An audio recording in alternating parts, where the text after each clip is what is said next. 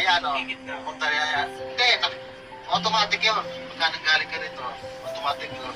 Hihita yan. Kasi ano, tapos kwarta. Kita naman. Okay. Yun, ganun mo.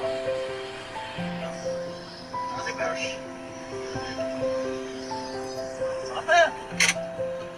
Ganun lang, o. Ganyan lang talaga yan. Ayan, o. O, naka-neutral. Ito yung takay, o. Pero meron. Sikundan. Hindi nakadindin o. Diretso lang yun. Tersera. Yan, balik mo. Ganun mo. Kwarta yan. Kita. Yun, reverse. Ayan.